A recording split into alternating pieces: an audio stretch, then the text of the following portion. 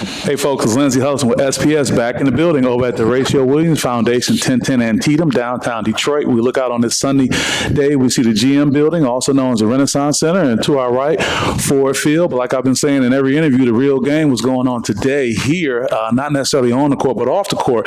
And I'm here with not only assistant head coach at Wayne State, I'll call him the professor, I'll call him doctor, I'll call him preachers on a Sunday, but someone who is clearly passionate, has been giving back to this community for a very long time and has a perspective that goes beyond just X's and O's. But I'm happy to always welcome you on the platform. How you doing, brother? I'm doing good. How about you? Coach E.J. Haralson holding it down.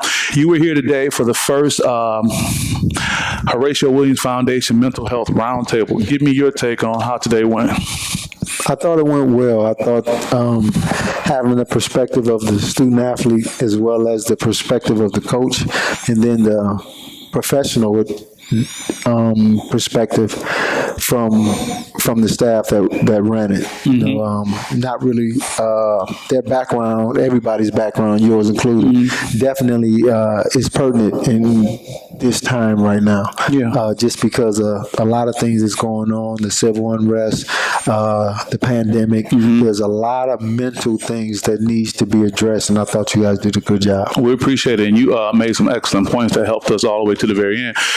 One thing a couple of your players talked about when we were talking about relatability for mental health professional to come in, and one of the things we talked about is hearing a different voice. As a coach, how important is it sometimes to have another voice that can come in that can indirectly echo what you're saying, but just be someone who's not you? Because I always say, I can't affect your playing time. And they also talk about, well, I don't want to say anything that's going to potentially hurt my scholarship. So almost seeing it from the player perspective, you were a great player indeed, you know, what do you think that's like when you have that other third party that can come in and be a resource?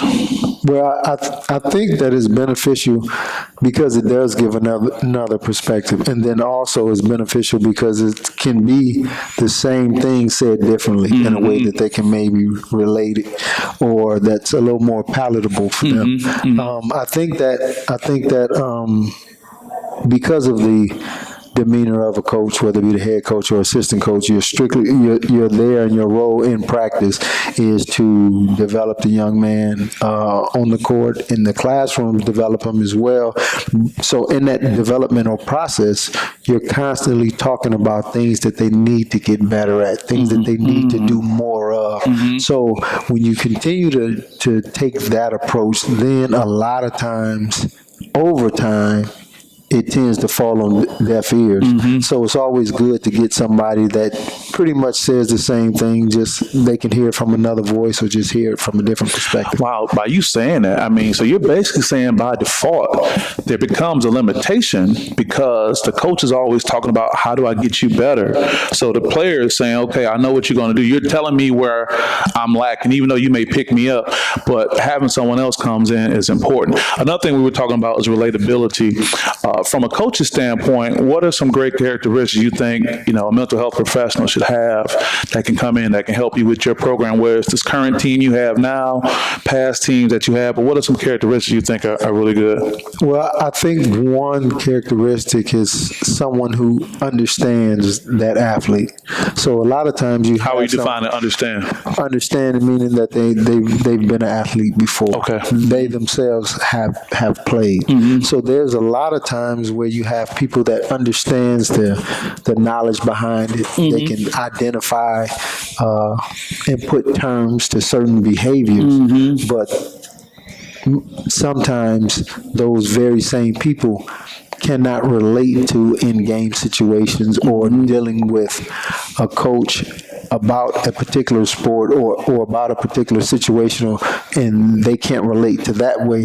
So a lot of times that professional is trying to define a term as opposed to being able to just listen and relate. Yeah, a term I used before, shout out to Kobe Altman, current general manager with the Cavs, and he talked about what it takes to have someone, and I said you got to be a gym rat, somebody who could be comfortable being in the gym. And I think the challenge with mental health professionals sometimes is, to your point, they can be so locked into the book definition, but hate being in the gym or on the field. Right. And I think for a lot of these young people, and also for coaches too, you win that credibility by being present, No you know, and not just showing up. So you've had a great career. You're having a great coaching career. Give me a forecast of where you think things are going, Coach, as it relates to the new mental health movement, if it's fair to say that, when you talk about Simone Biles, Naomi Osaka, and what's happening with them.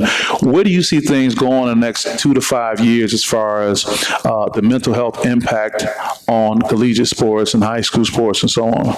Well, you know, I'm not sure. I wouldn't be surprised if I saw it moving in the direction as having someone in that field, in your guys' profession, associated with a team directly.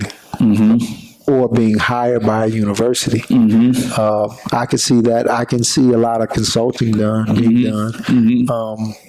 And I think that you have to pay attention to it now because it's a topic of discussion.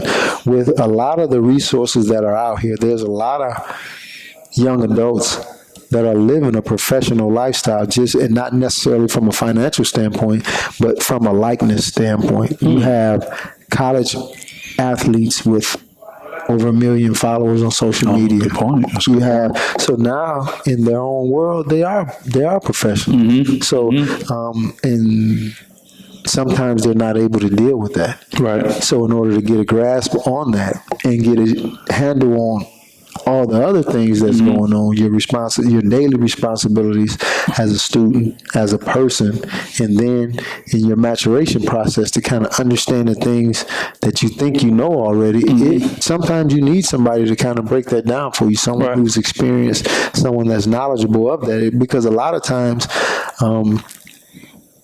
a lot of things that we deal with, we don't know that there's a term for it, or there's research that's been done on it. We think that our situation is independent. Yeah, perfect. Great segue with the time we have. The term athlete identity foreclosure. Talking about your players who are juniors and seniors who are getting ready to transition and be done, and for whatever reason they don't get that call to go overseas or to play with those 3 letters in the NBA. And then now it's like, well, who am I? Or as our guy Dre said in there, who am I without the jersey? Or who am I without the whistle? So with the time that we have, you know, how important do you think it is for athletes to do a kind of an inner search, so when that time does come, when they have to prepare the transition, they can be best prepared for it? Well, because I'm a basketball coach, I'll just kind of relate it to basketball. When I talk to guys that I recruit, and we always have conversation, the one thing that I always let them know is that at some point basketball is going to break your heart. Now, whether you're fortunate enough to play 20 years in the NBA like Kobe Bryant, or you're not as fortunate and you're not good enough to make your high school freshman team, or you play junior varsity and you're not talented enough to play varsity. At some point, you're going to have to put that basketball down, and it's going to hurt just as bad whether you have a long career or a short one. But at the end of the day, now you have to figure out what are you going to do next. So now when you get them to start thinking about that before it's over, even if they're not really ready to accept it, when you start thinking about it now, then they start to realize this is why academics is important. Sure. This is why it's important to network and make relationships with people. This is why it's important to have good character and be a stand-up person. So now when you have them to start thinking about these things before it gets to the end, it's not a crash course. It's not, oh, wow, what I have to do tomorrow now that it's over. Compared to this is what Coach been telling me about. Absolutely. So now you take those and you're a sophomore and you're going to job fairs. You take it a little more serious. When you have to find an internship, you start thinking about what is my passion? What do I want to do in the long run with my life if athletics doesn't work out, if sports doesn't work out. And it doesn't mean that you are selling yourself short for your athletic ability, but you're looking at the bigger picture and what has to happen. Sports broke my heart. Basketball broke my heart in April when I blew out my Achilles, man. I was like, oh, this is it. I'm done. But I totally get that. So with that, we're going to just say until next time, I'm sitting here with Coach E.J. Haralson with Wayne State. Great resource, great program indeed. We're going to be back here November 14th at the Horatio Williams Foundation for another mental health roundtable. And I can't thank you enough for what you're doing for our young people and getting them ready. And I tell you this, he going to tell you straight up what the real is. You may not like it, but he's going to tell you the real, and the real will all help you get that where you got to go. So Lindsay Hudson with SPS. We'll see you guys next time. Thanks so much. Peace.